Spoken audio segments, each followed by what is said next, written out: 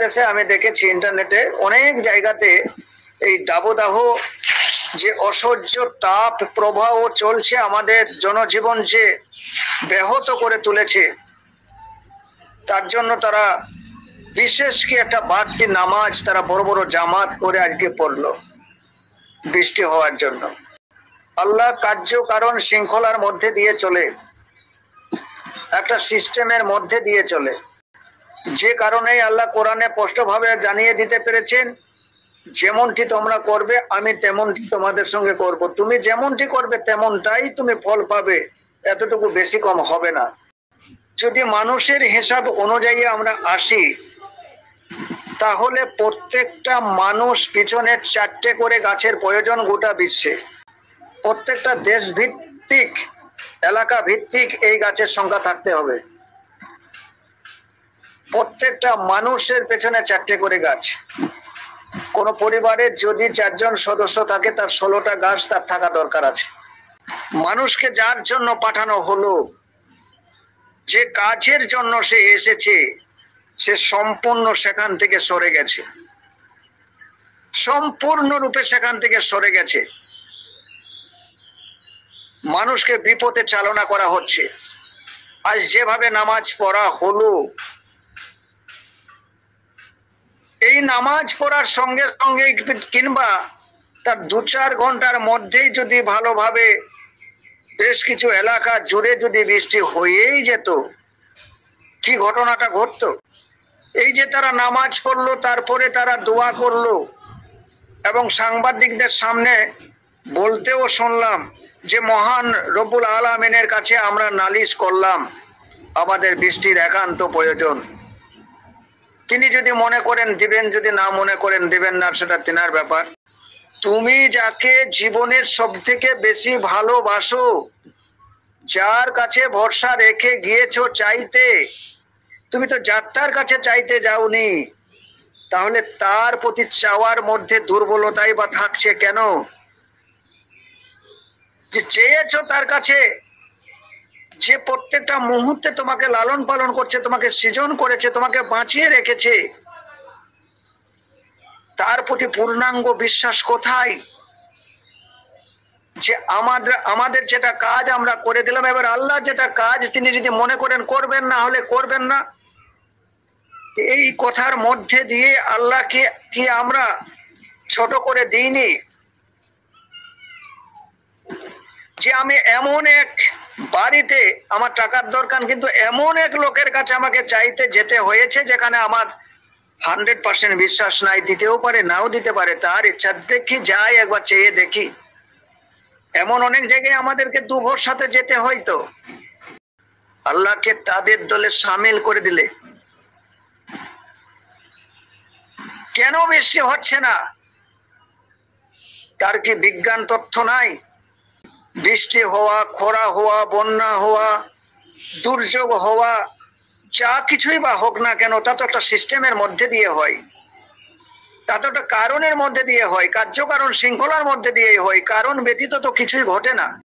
যে কারণে তোমাকে পাঠানো হলো, সেই কাজ তুমি ভুলে গিয়ে তুমি কপাল ঠুকছো, কপাল ঠুকছো বসে বসে, আর হাত পাচ্ছ হয়ে যাবে বৃষ্টি। কিন্তু যদি হয়ে যেত, তাহলে কি অবস্থা ঘটতো? আমরা বাচ্চা বেলাতে ওই কলা ব্যাং ধরতাম দুটো, আমরাও বাচ্চা বেলায় করেছি। আমাদের 7 বছর, 8 বছর, 9 বছর, 10 বছর এরকমের বয়স যখন, তখন আমরা করেছি কলা। দুটো ব্যাং ধরে নিয়ে আসতাম, কলা ব্যাং, এবং তাদের গায়ে একটু সিঁদুর লাগিয়ে বিয়ে পড়ানো হতো। তারপরে মাথাতে করে বাড়িতে বাড়িতে, আমাদের এখানে মুচিরানি গাওয়া নাকি এ ধরনের কি বেশ একটা ভাষা বলা হতো, আমরা ওই কলা ব্যাঙের বিয়ে নিয়ে একটু নাচানাচি করতাম, বাড়তে বাড়তে যেতাম, বাড়তে বাড়তে গিয়ে ওই ব্যাঙের উপরে পানি ঢেলে দিত, কিছু চাল পয়সা দিত। সেই চাল পয়সাগুলো নিয়ে সেখানে হয়তো বাতাসা হোক, অন্য কোনো জিনিস হোক, পিওরেস হোক, কিনে সেটাকে বিতরণ করে দেওয়া হতো। আমার জীবনে দেখেছি, হয়তো 4 বছর করেছি, 4 বছরের মধ্যে হয়তো 1 বছর 2 বছর যেদিন করেছি, হয়তো 1টার সময় করেছি, 12টার সময় করেছি, 2টোর সময় করেছি, বিকেল 4টের সময় বৃষ্টি হয়ে গেছে। প্রত্যেকবারে হয়েছে এমনটা আমি বলছি না, হয়তো 7 বার 8 বার 10 বার করেছি, তার মধ্যে একবার দুবার হয়ে গেছে, হতেই পারে, হওয়াটা স্বাভাবিক।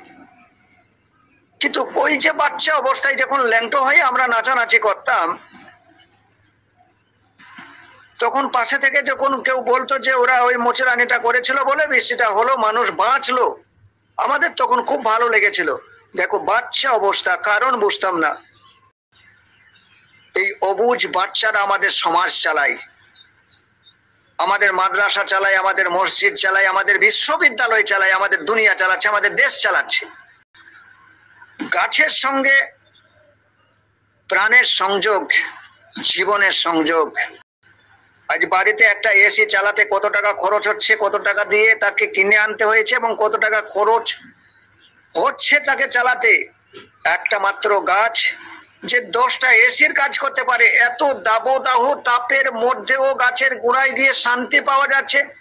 কত বড় জোর এয়ার কন্ডিশন গাছের মধ্যে থাকলে তবে এত উদ্রতার মধ্যেও সে তার শীতলতা ধরে রাখতে পারে।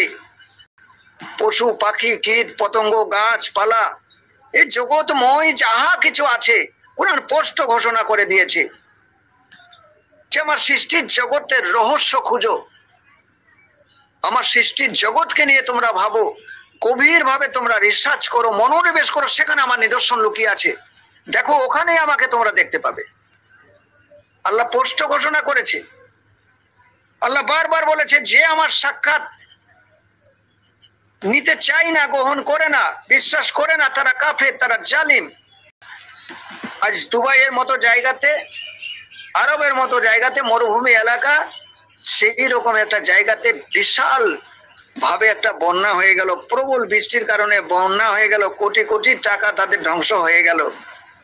সোশ্যাল মিডিয়ায় প্রবেশ করলে দেখতে পাবে যে ওখানে নাকি মন্দির করেছে, তার জন্য এই ঘটনা ঘটেছে। যখন শিক্ষিত মানুষেরা এমন কথা বলে, ঘৃণা লাগে তাদের কথা শুনতে। আমাদের কর্তব্য আমরা ভুলে গেছি। ফিল আর দে খলিফা, আল্লাহ খলিফা করে আমাদেরকে পাঠিয়েছে ডাইরেক্ট, তিনি ঘোষণা দিয়েছেন আমরা খলিফা, আমরা প্রত্যেকেই খলিফা। একটা শিক্ষকের কাজ শিক্ষকতা করা, ডাক্তারের কাজ ডাক্তারি করা, একটা ব্যবসায়ীর কাজ হচ্ছে ব্যবসা করা, ঠিক তদ্রূপ খলিফার কাজ খিলাফত। প্রতিনিধির কাজ প্রতিনিধিত্ব করা। কাদের উপরে প্রতিনিধিত্ব করবে? তোমার থেকে যারা দুর্বল, তোমাকে তাদের প্রতিনিধিত্ব করতে হবে। তোমার থেকে যারা দুর্বল, যারা শিশু, নাবালক, যারা অসহায়, তাদের প্রতিনিধিত্ব করতে হবে। আজকে মানুষের কারণেই এই ঘটনা ঘটে চলেছে।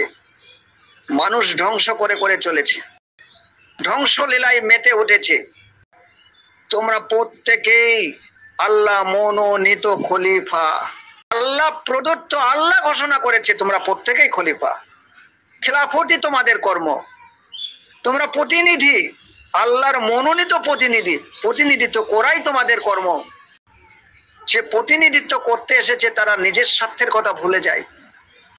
বিশ্বময় যে হাহাকার, যে দুর্দশা, যে দুর্যোগময় পরিস্থিতি চলছে, যেখানে পশুরা, পক্ষীরা, এরা কেউ ঠিক মতো পানিও পাচ্ছে না, তারাও হাহাকারের জ্বলনের এই তাপপ্রবাহের ফলে তাদেরও জীবন বাঁচানো দায় হয়ে গেছে। এদের সকলের দায়িত্ব নিতে আমাদেরকে পাঠানো হয়েছিল, সকলের দায়িত্ব নিতে। আমরা যে যেখানে আছি, যে অবস্থায় আছি, যেমন পারবো, যেভাবে পারবো, গাছ প্রত্যেকেই লাগাতে পারবে তা আমি বলতে পারছি না। অনেকজন বিদেশে আছে, তারা প্রতিকূল অবস্থাতে আছে, অনুকূল পরিবেশ তাদের না থাকার কারণে তাদের জীবনে না ঘটতে পারে। কিন্তু যার যার পক্ষে সম্ভব অবশ্যই করবে। সোশ্যাল মিডিয়ায় আমেরিকার একটা পোস্ট দেখছিলাম, কোনো বাড়িতে একটা, কোনো বাড়িতে দুটো সরকার গাছ লাগাচ্ছে বাড়িতে বাড়িতে। যে গাছ সরকার বড় জাতের গাছ লাগিয়ে দিয়ে যাচ্ছে, কিন্তু ওই গাছ কাটার অধিকার ওই বাড়ির মালিকের নাই। আর ওই গাছ যদি না লাগায় না লাগাতে দেই তাহলে জরিমানা করা হবে $500। ওই গাছ লাগাতে দাও, না হলে $500 জরিমানা দাও, কিন্তু গাছের মালিকানা তোমার নয়, তুমি গাছ কাটতে পারবে না। আমি তো মনে করছিলাম প্রত্যেকটা দেশের এমন কঠোর আইন হওয়া দরকার, আর তা না হলে ভবিষ্যৎ প্রজন্মের জন্য আমরা আর ভূতল রেখে যেতে পারবো না। টোটাল পৃথিবীটাই পানিতে শেষ হয়ে যাবে, পানিতে ডুবে যাবে। আজ আরবের দুবাইয়ে যে ঘটনাটা ঘটে গেল, সেখানে গাছ নাই, এত বৃষ্টি কেন? বিজ্ঞান তার তথ্য খুঁজে অবশ্যই বার করবে, তবে এটা অবশ্যই এর সঙ্গে সংযুক্ত আছে। অনিয়মিত ঘটনাগুলাই ঘটবে। যখন প্রকৃতি তার ভারসাম্য হারাবে, তখন যেখানে যা হওয়ার কথা নয় সেখানে তাই হবে, যেখানে যে ওয়েদার হওয়ার কথা নয় সেখানে তাই হবে। সমস্ত কিছুই অনিয়মিত ঘটে যাবে, এমনটাই তো হওয়া সম্ভব, এটাই ঘটে।